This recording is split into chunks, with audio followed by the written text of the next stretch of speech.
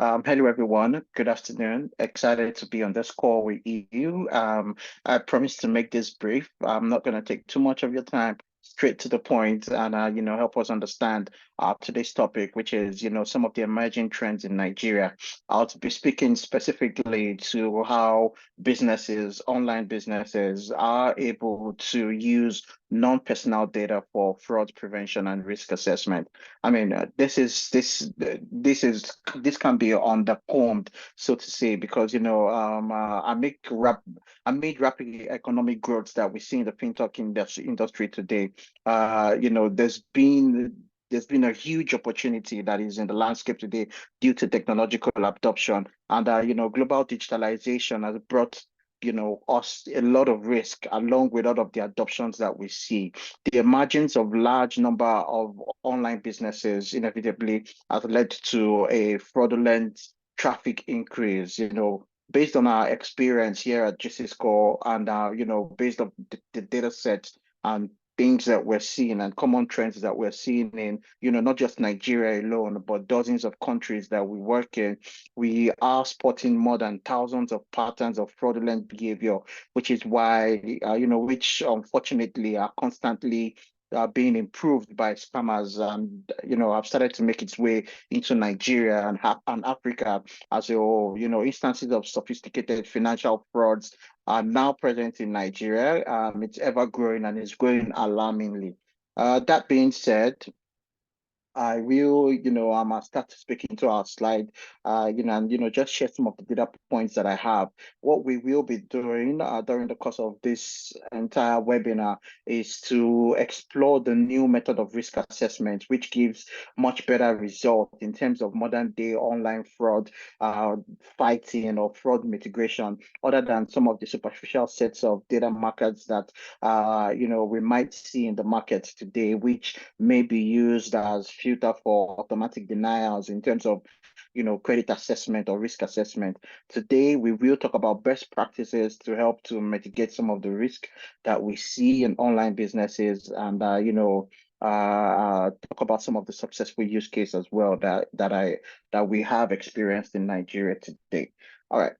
Uh, Quickly jumping into the presentation slide here, my aim here is just to give us an insight into, the current situation of Africa the current situation in Africa, and not just in Africa, but also in Nigeria. I mean, speaking to the fraud trends in Africa and Nigeria, these are a few insights of some of the things that are happening in the markets. According to McKinsey reports, African financial services are undergoing a structural shift.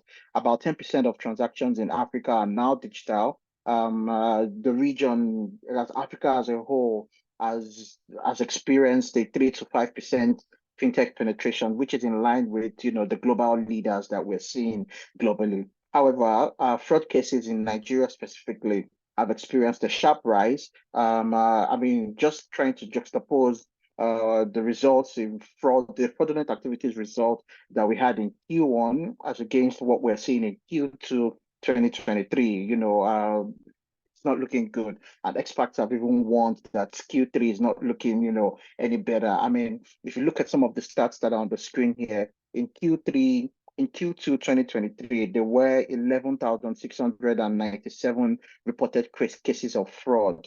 If you compare that to what we did see in Q1 2023, there was a 6% decrease, which means that, I would say that online scammers or online fraudulent activities are not as active as they were in Q1 2023. But what is what noting is that although there's been a decrease, there's been an increase in terms of the success rates that we see today. There's been an increase because now the scammers are getting more wins than losers. They are being more successful in the fraudulent activities that they are committing. Generally, as Nigeria struggles with the consequences of these incidents, these fraudulent incidents, citizens are growing increasingly frustrated by some of all these fraudulent activities that are happening. Public trust is, heading down the gutter.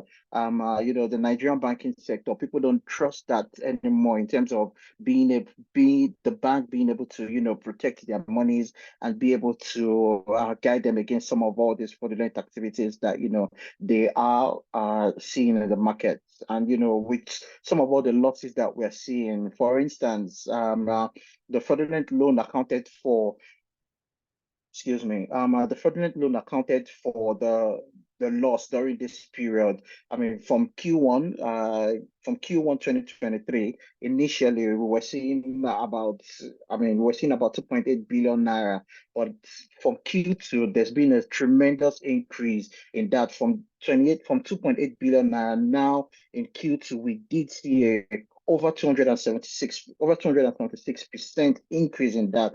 As at Q2, the total amount of loss that the banking sector specifically, lost was about 9.2 billion. That is a staggering increase, and these are some of the things that are making customers in the market not have enough confidence in the financial institution, essentially. So, and this is not to castigate Nigeria. This is not just a Nigerian trend. This is first a global trend, especially an African trend, because technological adoption is on the increase. And there are new scam activities and new scam models in the markets. And Nigerian and African markets in general need some sort of strong and effective anti-fraud and risk management, AI, machine learning based digital tools for them to be able to, underwrite credit in a more informed manner, assist with decisioning of customer, and also to meet regulatory requirements, which are some of the core things that GC Score has today, and we are going to briefly speak about. All right, heading into the next slide. Here it's this is just to keep it simple, when we're talking about machine learning, AI, what does this really mean? In general, everybody knows that AI and machine learning, everybody kind of has an idea of what AI and machine learning is. In recent times, we must have all engaged with AI solutions without even knowing, from responding to bot chats to utilizing ChatGPT to using some form of AI tool. It is on the increase now, and in some cases, you're interacting with AI and you don't even know it. I mean, for all that is worth, this might be an AI presentation, and we're not even aware, but no, I am real. That being said, to touch briefly on what machine learning is before we dive a little bit deeper. Machine learning is one of the fundamental areas of artificial intelligence. The idea of which is to the general idea of that is to find patterns in available data sources and then to spread it into new subjects. In other words, it is certain that it, it is a certain set of data that we are looking at. We're looking at the samples of the values, which are then used to train an algorithm in order for us to be able to future apply such a learning into solving various types of problems. For example, we can use that in forecasting, we can use that in classifications or segmentations and things in that regard. But AI, machine learning, that is just the beginning. Then there's DML. DML is an acronym for deep machine learning. So DML searches, what DML does do is it searches for deep intermediate relationship between different factors. So while machine learning is learning from different variables that it may have seen, DML then learns from the pattern that is being studied by this machine learning. Essentially, that's trying to put it in a plain term. So what Juicy Score does is we use deep machine learning algorithm to develop special variables and IDXs, like we call them, to essentially look for patterns across different types of fraud activities. So if there's been a fraud case, if there's been an attempted fraud situation that has been nabbed, we look at the different various patterns that have been there and the correlation around those patterns using deep machine learning to try and understand, such an attempt or such a fraudulent attempt, so that the next time we see it, we're able to recognize that. The next time we see, we're able to spot it and be proactive about this. And interestingly, as I did mention, as a global company present in over 26 countries, we've learned a lot. We've seen a lot of fraudulent activities and learned from this to essentially be able to provide enough information as regards stress and things in that regard. Example of example of such variables and indexes variables that are available are things that we are extracting useful information and valuable information, so to say, from factors underlying to these indexes. Not to overcomplicate this, I'll speak more to this during the course of this presentation slide. Now, what exactly am I talking about when we're talking about deep machine learning, and and what exactly is the new age fraud checks when it comes to credit scoring? When it comes to credit scoring, a lot of the institutions today are doing various types of credit checks and credit assessment in order to be able to gain trust, be proactive about risk. Some people are doing identity verification, others are consuming credit bureau data for more informed information as regards the creditors' past, credit character, and use that as a forecast for, futuristic credit assessment, so to say. Some are using, all types of document verification, facial ID, email, phone number, and other types of, risk mitigation. Some people are even scraping SMS information. But what GC Score does provide is a device intelligence. It's a new, well, not exactly new. And new maybe in Nigeria, new maybe in Africa, but it's not a new concept globally. It's using device intelligence, behavioral patterns, connection data, connection software, all types of information to essentially, be able to have more information on the applicant or on the subject matter. Now, device intelligence is not a substitute for all of the information, all these other fraud risk assessments or fraud risk tools, but it's an optimization. And unlike situations where, some fraudster may have 1,001, customer information that they choose to, attack. Maybe they have 1,000 BVNs or access to 100 phones that they can retrieve OTP from and things in that regard. What you will find is while there may be personal information available to the scammers, they are most likely using the same device or the same set of device to consume this application. So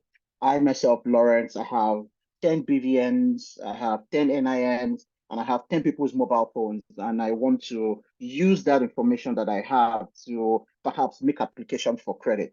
When I input some of all this information, maybe, fraudsters have a way around some of all these things. For instance, if I do put that information up onto the credit bureau and maybe the person's name is Adams, for instance, and you query the credit bureau is going to give you an information on Adam's credit character. And it is a genuine information, but this is not Adam making the query. This is Lawrence that has acquired Adam's data and is using that to, create some type of manipulation or access credit or, do something with that name. He is most likely, or I am most likely using one device to put in Adam's name and make an application. I log out. I go into my same device again. I put in another person's information. I apply for a loan.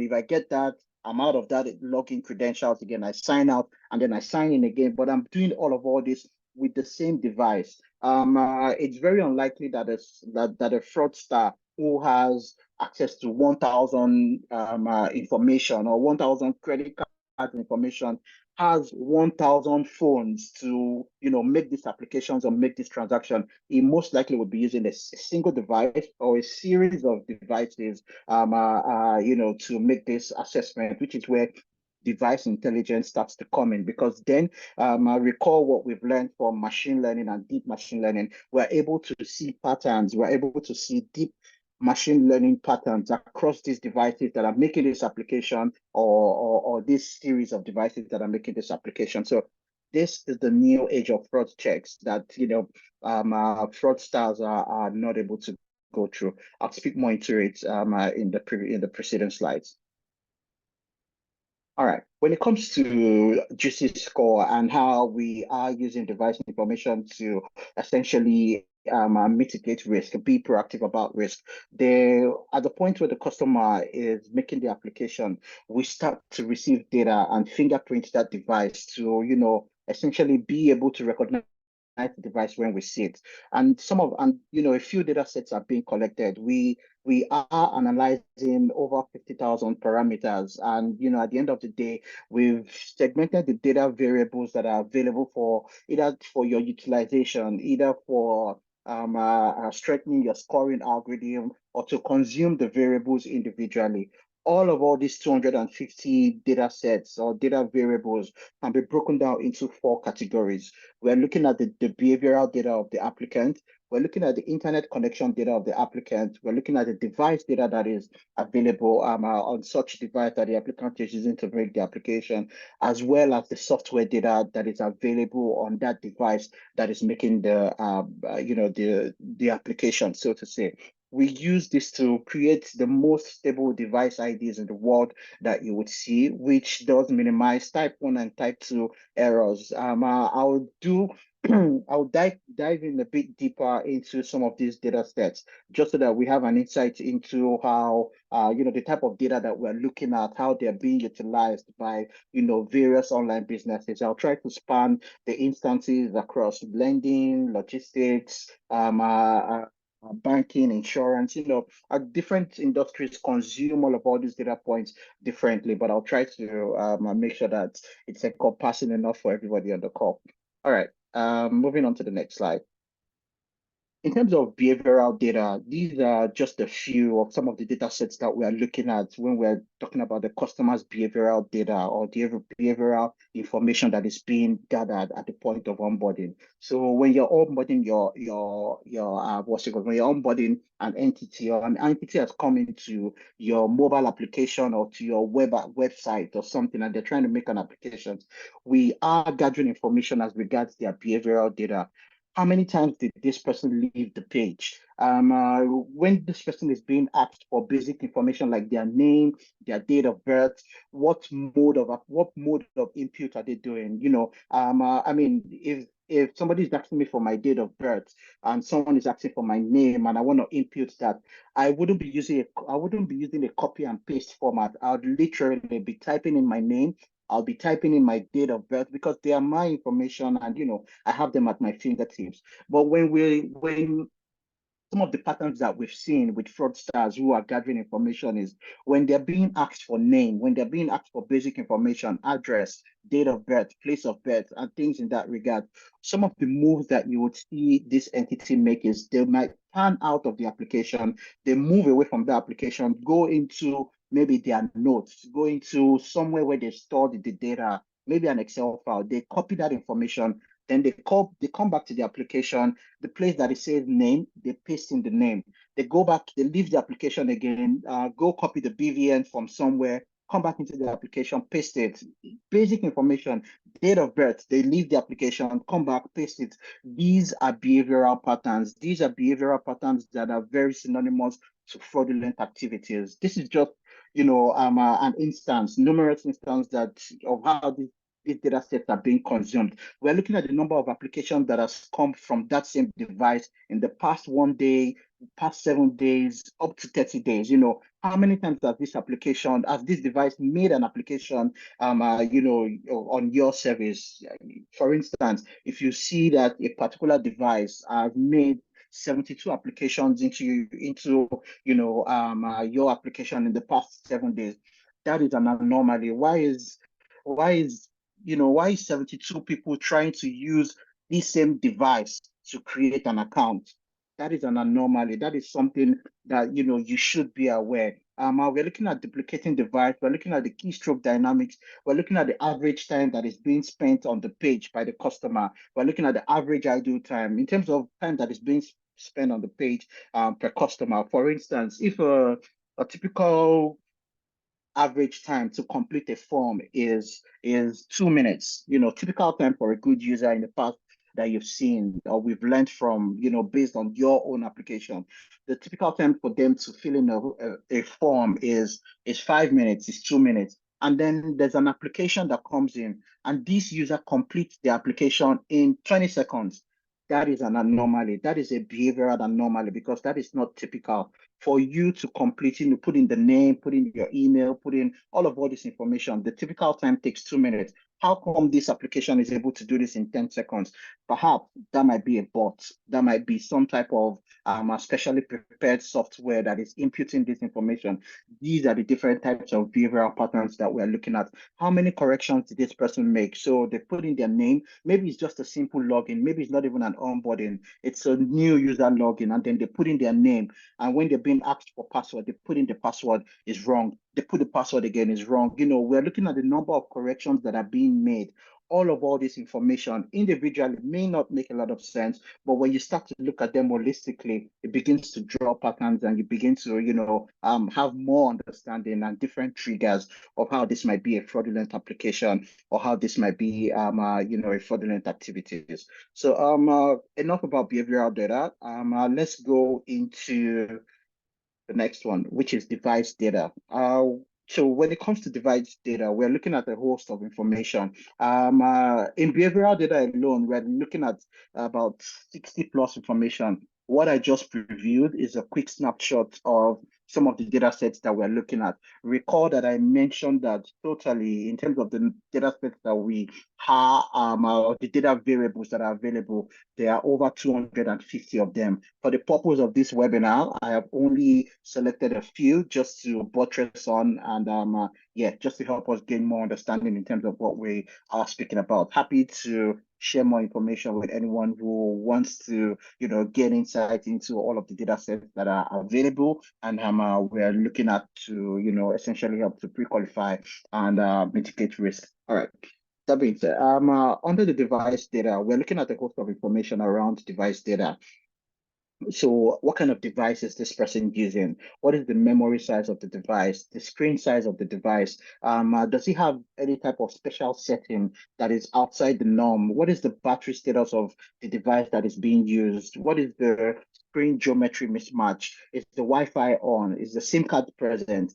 How many SIM cards are on the device? These are different types of information that we're looking at. Now, you may wonder how this information is important or how this information does matter in credit assessment or in risk assessment. I'll give you different instances. It's not just even in assessment, it's even being used for upsell and downsell. Typical instance are scenarios where maybe someone has sold their mobile phone. The SIM card is no longer present in that mobile phone, or the mobile phone has even been stolen, and these fraudsters now have access to the application. For whatever reason, maybe there's no SIM card in it. We're able to let you know that, what, this device that is being used and is being logged in has no SIM card on it. Excuse, excuse me. There are scenarios where, mobile phones have two SIM cards, and what some individuals try to do is use the both numbers available on both SIM cards to register on an application. We're able to let you know that this device has multiple SIM cards. We're able to let you know that we've seen 0802 linked to this device and is registered, and we're seeing 08034 registered on this device as well and is trying to, register on your application. In terms of using device data to upsell and downsell, it's a common norm with some of the ride hailing apps that we see, that we're quite familiar with. I don't want to name names specifically, but some of the ride hailing apps that we're very much familiar with. If two people are in Surulere and they are heading down to Victoria Island together, and they order their rides from separate devices, they most likely wouldn't get the same fare. Why? Because device information is being consumed to upsell and downsell clients. For instance, if from the device data we're able to, or they're able to deduce that, oh, applicant A is using an iPhone 15, 500 gig, and applicant B is using, sorry, maybe some Techno i2P plus plus phone, with 2 MB data set. They're able to draw a pattern or essentially understand that, essentially understand how much such an entity could pay. It may not even be just about the device type. It could be something as minimal as the battery status. So maybe device A has a battery a battery percentage of 4%, and device B has 76%. It is logical for them to prioritize the rides that are around for such an entity who has a low battery and upsell the price because they know that they are more desperate. They have a low battery, they really want to get on a ride. They use that opportunity to first prioritize such an entity, and not just prioritize, but prioritize them at more value. You're able to increase the fare, as opposed to someone who has 76% battery and has a longer wait time. These are different ways by which device data are being utilized. For instance, we can also look at if the Wi-Fi is switched on, to just have a basic understanding. For instance, if somebody's device Wi-Fi is off, the device Wi-Fi is off, and we also see that there's no SIM card available on such a device, that is a trigger because that shows that it's plugged into some type of other internet facility that is being used. And this may be used for different types of fraudulent activities. All these informations are being picked using deep machine learning. And a pattern is being drawn from those. Scores are being assigned so that the moment you see these scores, you are able to really understand what such an application really does look like. All right. Trying to make sure that I close this in the next 15 minutes. In terms of internet connection data, we are looking at different types of data sets around internet connectivity. The IP of the country, the average mobile traffic speed, the time zone, if there are time zone anomalies. Someone says it's in Lagos, but the device shows the timing on the device shows it's somewhere in Quebec, somewhere in Kuwait. I don't know, whatever the time zone is in that country, we're able to see if there are anomalies around that. What type of internet connectivity is he using? MTN, Airtel, Starlink? If he's using a Starlink, it's using an iPhone 15, is using, we're able to draw profiles. Okay, maybe this is an high-end user, maybe this is a low-end user. These are the types of offering. Institutions use this type of information even for credit profiling. So you want to give somebody credit who is a team file customer, not enough information on such an entity's credit, history. How can you know that this person has the capacity to pay? These are some of the informations that are being utilized. We are looking to see if VPN are being utilized. If someone is trying to mark the IP address, is this the first time we're seeing somebody from this IP? Is this how many times have we seen this IP? When was the first date seen? Average mobile, internet speed that is being received. A host of information is being retrieved from internet connection data that is being used for assessment and essentially risk management and fraud prevention. In terms of software data, when we're collecting information around software data, we're looking at different types of softwares or different types of application that are available on the device that is being used for application or being used for a request, so to say. So I'm using my mobile phone to apply for a loan. And on that same mobile phone that I'm using to apply for a loan on XYZ platform, I have 16 other credit applications on that phone.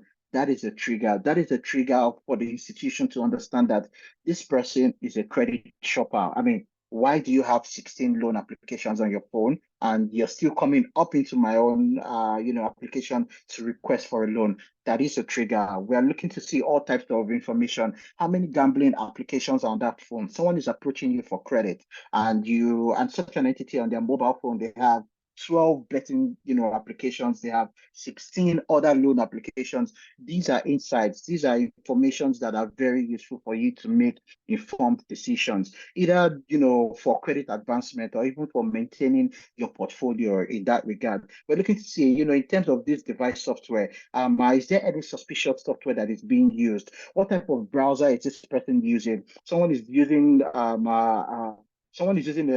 browser that is not typical, not your Google, not your Safari or Internet Explorer or Firefox. They're using more advanced type of browser to access your service. We're able to spot this and let you know that this type of entity is not using the generic browser. That is in itself a trigger. I mean, it's not enough information. Just that information is not enough to cancel such an application. But if you look at the history across other types of data sets that have been collected, it could be the same application that we are talking about that, 17 different people have tried to sign up on your application using the same device. And then you now see that on that same device, it's not using a generic browser. It's using maybe Onion browser, some of all these browsers that we know are typically used to access the dark web or are being used to integrate some type of fraudulent activity or fraudulent software embedded into it. All these things, suspicious softwares are being looked at, shopping vector length, micro lending length, mobile virtual machines. That is a new trend that is happening in the market now where, there are what we call device farms.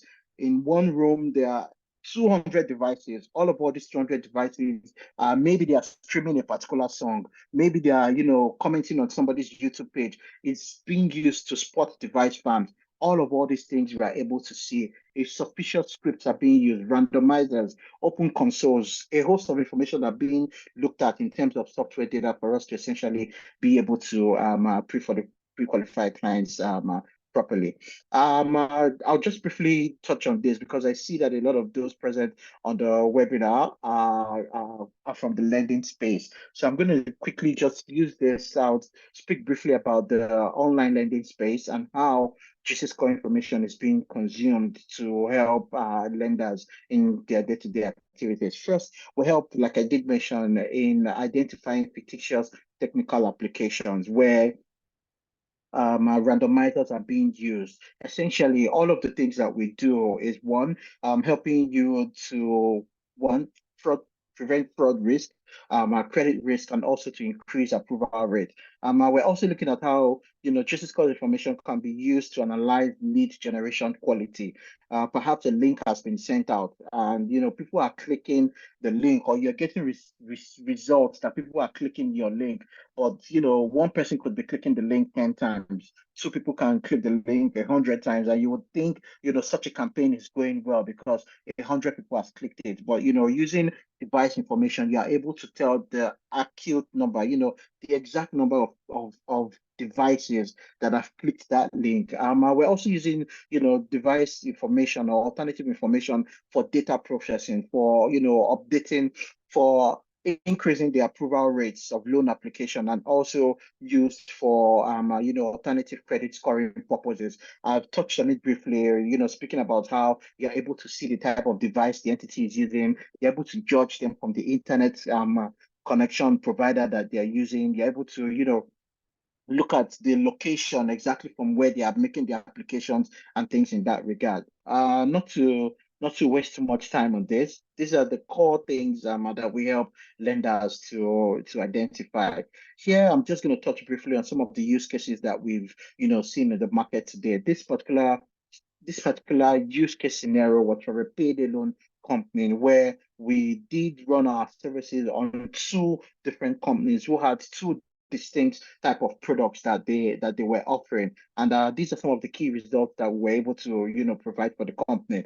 The key inputs that were being done was that the company was developed for a large micro lender with significant monthly application volumes, and they were issuing out loans. Some of the key focus of the pilot that we did run was to be able to segment high probability of fraud risk customers, and also to be able to segment high probability of credit risk customers. And in that segment, try to assign an approval rate, an approval score to some of these different segments that have been highlighted. And some of the major key outcomes that we did see was that customers with a good credit history and bad credit history were able to distinguish their score in the segments. And doing this distinguishing this did help in the approval rate for more than 1.5% in absolute numbers.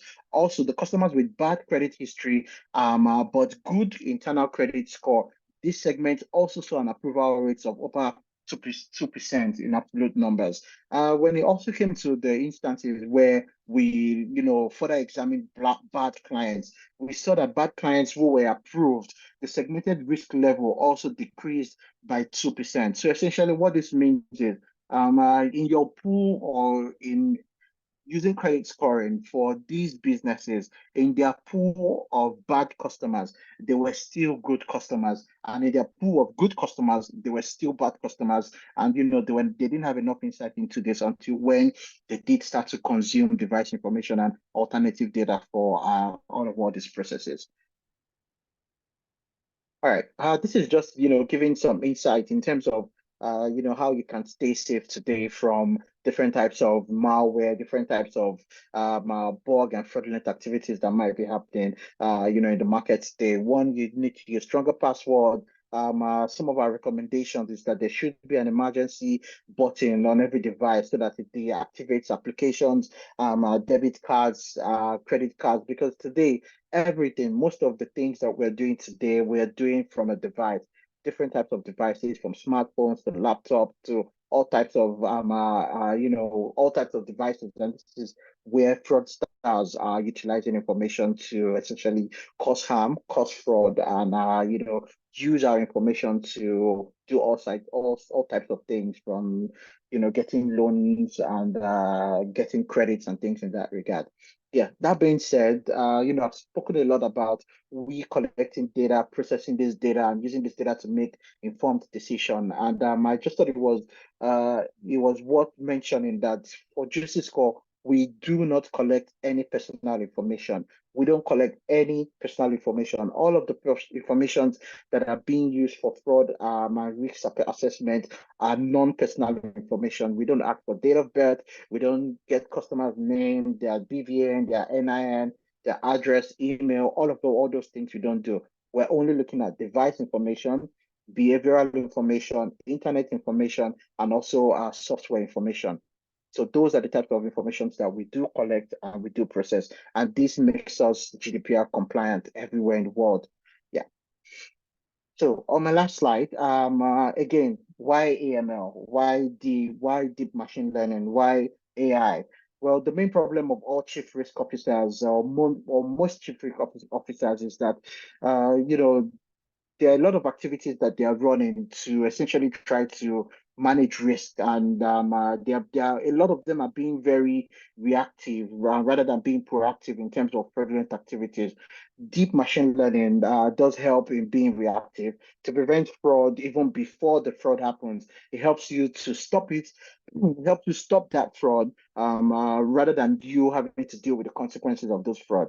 So, there's there's no such there's no such problem when risk officers need to make sure that they are covering all of the data sets that are needed. These are additional data points that they can use to gain more insight into their account, have more control of their portfolio, and essentially have to make sure that there's no type of data that they are overlooking that could help them be more proactive in terms of fighting fraud. Also, sometimes it's just really difficult for risk managers to draw the line between just a suspicious activity or a clearly defined fraudulent activities, and they're losing time and resources in looking into cases that are not fraudulent, while they are supposed to be looking into, cases that are showing early signs of fraudulent activities. Yeah, so that being said, just to reiterate that Chisisco has more than 250 parameters that are being used for alternative scoring, and based on all this information, we do give you responses that help to strengthen your decision engines, helps to make quick and informed decisions. So that's a quick summary of all of the slides that I have for you today, and I hope that I have been able to convince you and not confuse you that alternative credit does have a lot of insight for you and your business to essentially mitigate risk and fraudulent activities.